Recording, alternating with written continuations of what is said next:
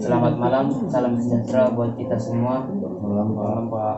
Pertama-tama saya mengucapkan terima kasih kepada bapak-bapak yang telah hadir di kegiatan kita pada malam hari ini.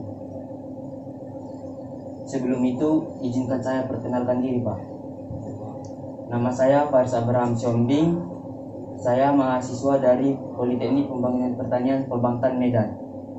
Adapun kegiatan kita pada malam hari ini yaitu melakukan pemetaan potensi dan permasalahan secara partisipatif dengan menggunakan teknik SWOT. SWOT adalah suatu analisis yang digunakan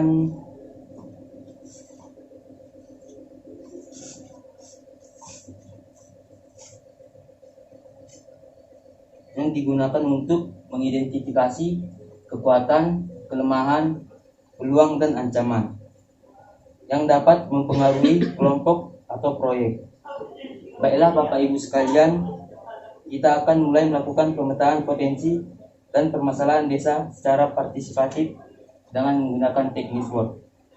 Di sini saya akan menanyakan tentang kekuatan, kelemahan, peluang dan ancaman kepada Bapak Ibu sekalian, dan saya menuliskannya lalu akan menampilkannya. Baik Bapak Ibu sekalian, kita akan memulai dari strength atau kekuatan. Saya akan menanyakan kepada Bapak Ibu sekalian, di desa ini apa saja kekuatan atau kelebihan yang ada di desa ini, Pak? Saya Pak, di desa ini cukup banyak perbukitan Pak. Kemudian juga suhunya di sini sejuk. Jadi memungkinkan untuk tanaman-tanaman dengan yang di dataran tinggi untuk tumbuh dengan mudah di sini. Oh, oke Pak. Suhu tinggi ya Pak ya? Iya. Terus banyak bukit-bukit juga. Oke Pak. Selanjutnya Pak. Pak, yang kedua yaitu keterampilan warga desa dalam mengolah hasil pertanian Pak. Oke Pak. Selanjutnya Pak. Ketiga Pak, itu memiliki tanah yang subur Pak. Oke, apakah masih ada Pak? Ada Pak. Lanjut, Jadi di desa kita ini itu unik Pak, unik budaya dan kearifan lokalnya Pak. Oke, apakah cuma itu Bapak-bapak sekalian? Ya Pak. Oke, sekarang kita akan masuk ke weakness atau kelemahan Pak. Apa saja kelemahan yang ada di desa ini Pak? Ya Pak. Apa itu Pak? Di desa kita ini Pak, di desa Abdi Satya ini Pak. Jadi kelemahan yang pertama itu Pak, alat dan bahan pembangunan yang terbatas Pak. Alat dan bahan pembangunan terbatas Pak? Iya Pak. Jadi alat dan bahan ini terbatas Pak untuk warga. Oke Pak. Selanjutnya Pak. Yang kedua, keterbatasan akses transportasi Pak. Di desa Satya ini sering terjadi jalan rusak gitu Pak, aksesnya jadi susah Pak. Oke Pak. Apakah ada Pak? Kemudian juga di sini pendidikan masih cukup kurang ya Pak, karena jauh dari kota. Kemudian juga air itu juga terbatas di sini Pak. Ada, cuman di waktu tertentu aja Pak air itu masuk ke rumah-rumah kami gitu. Akses pendidikan dan air yang tidak stabil. Iya. Oke Pak. Apakah cuma itu Pak? Iya Pak. Saya itu. Oke Pak. Di sini kita akan masuk ke tahap selanjutnya yaitu opportunities atau peluang Pak. Di sini di desa ini pastinya ada suatu kelebihan yang dapat menjadi peluang atau potensi untuk pengembangan desa Pak. Apa saja itu Pak?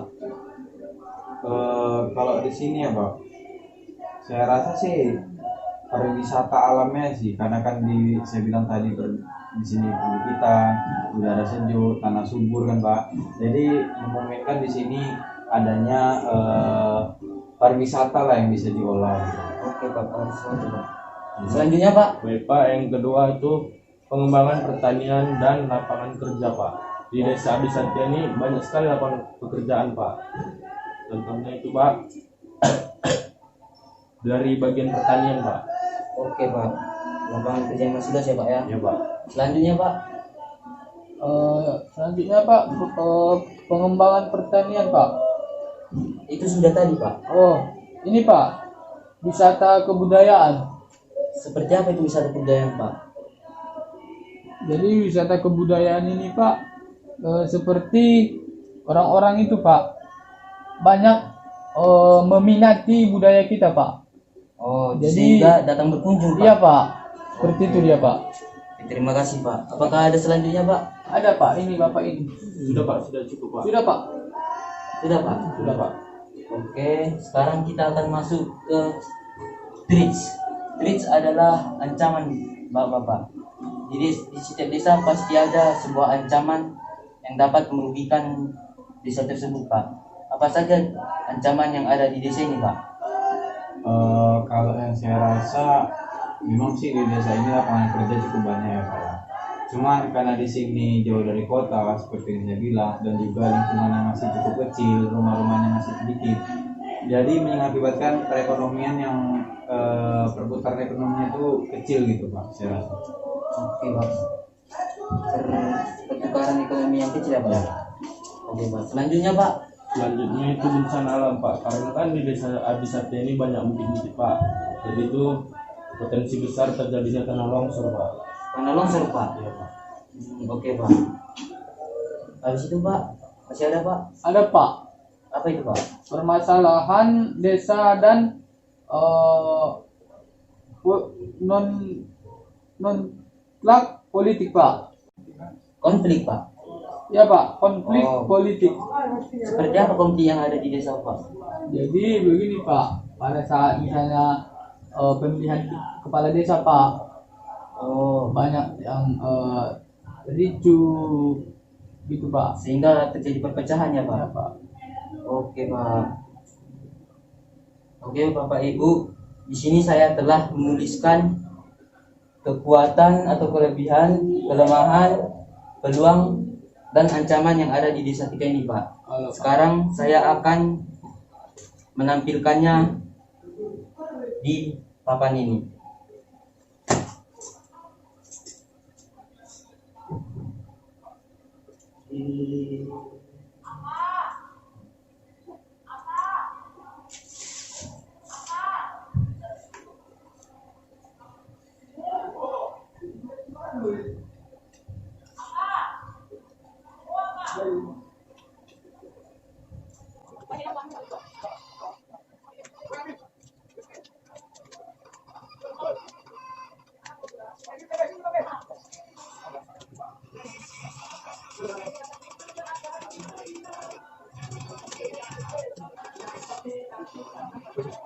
Bentar ya, Pak Ibu.